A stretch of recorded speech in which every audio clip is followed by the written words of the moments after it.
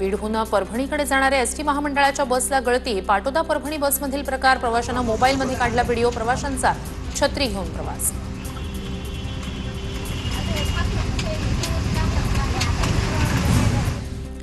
छत्रपती संभाजीनगर ते लातूर या एसटी बसची 2 चाकं निखळून पडली। बीडच्या मांजरसुंभा आणि नेकनूर दरम्यानचा प्रकार, चालकानं प्रसंगावधान राखत बस नियंत्रणात आणली, 70 प्रवाशांचे प्राण वाचले। भोकरदन तालुक्यातील वजीरखेडा गावात विद्यार्थ्यांना घेऊन जाणारी बस शेतात जाऊन फसली। गावकऱ्यांना बसला धक्का देण्याची वेळ, रस्ता दुरुस्त करण्याची मागणी। अंबाजोगाई आगाराच्या एसटी बसमधील छताला गळती, अंबाजोगाई अहमदपूर मार्गावरील बसमध्ये प्रवाशांना चालकाच्या डोक्यावर छत्री धरली। एसटी बसेसची दयनीय अवस्था चव्हाट्यावर।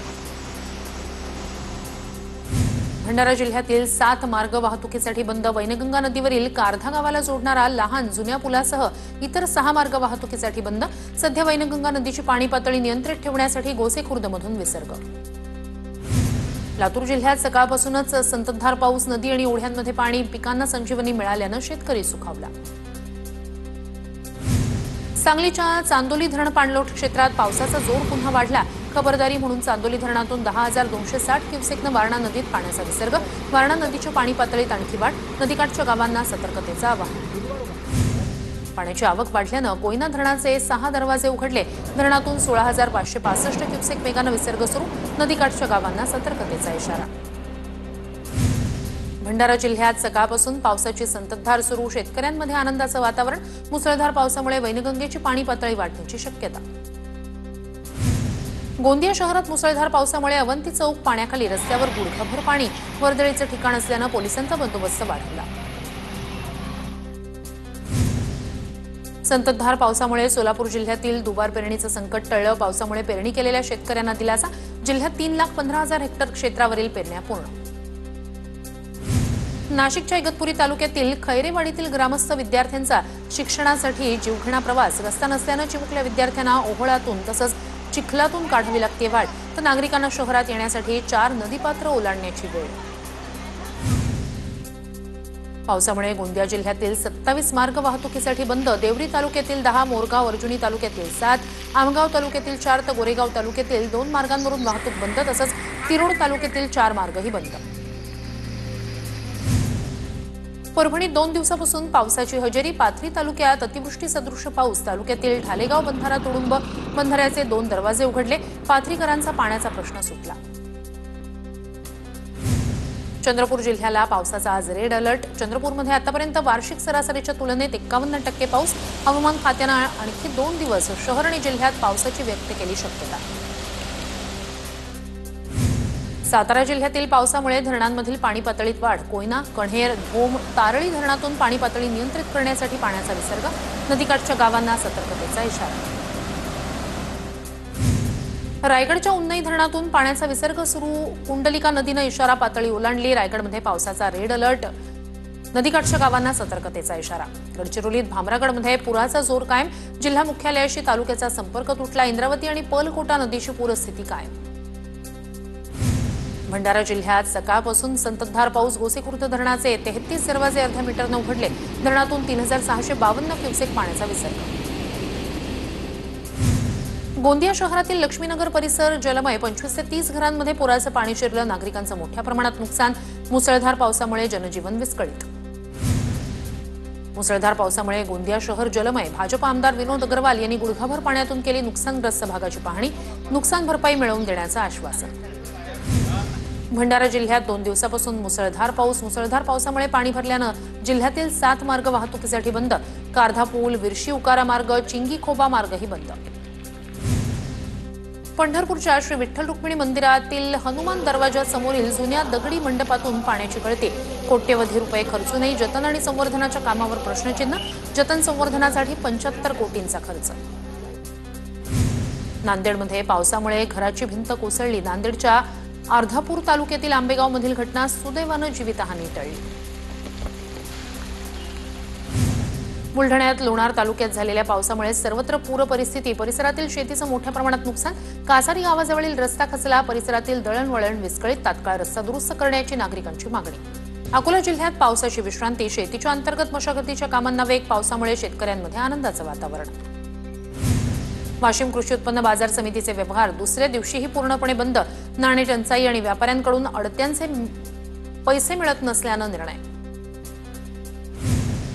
नाशिकच्या येवल्यात कृषी उत्पन्न बाजार समितीत कांद्याच्या दरात घसरण, कांद्याच्या दरात सरासरी 900 ते 1000 रुपयांची घट, दर घसरल्यानं कांदा उत्पादक शेतकऱ्यांमध्ये चिंतेचं वातावरण.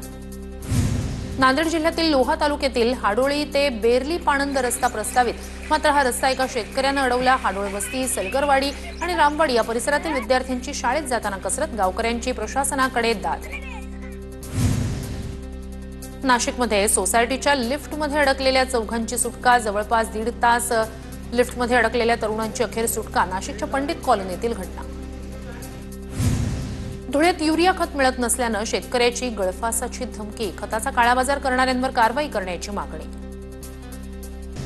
छत्रपती संभाजीनगर जिल्ह्यातील अजिंठामध्ये छत्रपती संभाजीनगर म्हटल्यानं युट्यूबरला धमकी, औरंगाबाद म्हणण्यासाठी दबाव, व्हिडिओ व्हायरल. मारहाणीनंतर धाराशिवमधील हॉटेल भाग्यश्रीचे मालक नागेश मडके, पोलिसांनी हल्लेखोरांवर अद्याप गुन्हा दाखल केला नसल्यानं नागेश मडके यांचा आत्मदहनाचा इशारा, गुन्हा नोंदवा अन्यथा आत्मदहन करतो, नागेश मडकेंचा पोलिसांना इशारा. वर्ध्यात वाहन चोरीचे 2 गुन्हे उघडकीस, एका आरोपीला पोलिसांकडून अटक, 2 दुचाकी जप्त, स्थानिक गुन्हे शाखेच्या पथकाची कारवाई. पुण्याच्या इंदापूर हायवेवर भर दिवसा अपहरणाची घटना, मोबाईल हिसकावून फोन पेवरून 48,500 रुपयांची ऑनलाईन लूट, मारहाणीनंतर आरोपींनी व्यक्तीला गावाबाहेर सोडलं. जालना जिल्ह्यात जलजीवन मिशन योजनेचा कोळंबा, निधी नसल्यानं कामं रखडली. 733 मंजूर कामांपैकी 150 कामांची मुदत संपली. 455 योजना अद्यापही अपूर्ण, प्रलंबित कामांना 2028 पर्यंत मुदतवाढ. सोलापूरच्या उजनी धरणावरील पुलाला पडलेल्या खिंडाराची आमदार नारायण पाटील यांच्याकडून पाहणी, संबंधित विभागाच्या अधिकाऱ्यांसोबत पाहणी, योग्य ती खबरदारी घेण्याच्या नारायण पाटील यांच्या अधिकाऱ्यांना सूचना. वरठी पांढराबोडी भंडारा मार्गाची दुरवस्था, विद्यार्थी आणि नागरिकांचा जीवघेणा प्रवास, रस्ता दुरुस्त करण्याची नागरिकांची मागणी.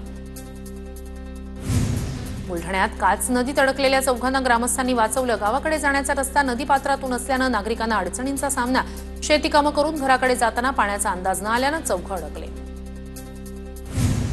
जामनेर मतदारसंघातील मतदारांना टप्प्याटप्प्यानं विठ्ठलाचं दर्शन, गिरीश महाजनांकडून पंढरपूरला जाण्यासाठी खास रेल्वेची व्यवस्था, 4 ते 5 हजार भाविक पंढरपूरला पोहोचले. भर पावसात गिरीश महाजन दिंडीत सहभागी. सिंधुदुर्गमधील कोकीसरे रेल्वे फाटक इथल्या भुयारी मार्गाचं काम अंतिम टप्प्यात, मात्र पुलाच्या रस्त्याचं काम भूसंपादन प्रक्रियेत अडकलं, काम पूर्ण करण्याची मागणी. पुण्यातील बोबदेव घाटात अपघातांचं प्रमाण वाढलं, घाटातील रस्त्यांची डागडुजी केल्यानंतर उरलेली खडी न उचलल्यानं दुचाकींचा अपघात. निफाड तालुक्यातील खानगाव जवळ कोंबड्यांचं खाद्य घेऊन जाणारा ट्रक उलटला, दुकानाजवळच ट्रक उलटला. रात्रीच्या वेळी अपघात झाल्यानं जीवितहानी नाही, मात्र 2 दुकानांचं नुकसान.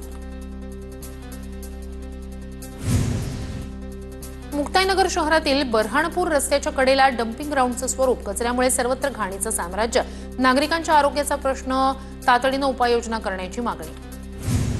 कोल्हापुरात महायुतीत शिवसेना हाच सर्वात मोठा पक्ष, कोल्हापूरचे पालकमंत्री प्रकाश आंबेडकर यांचं वक्तव्य.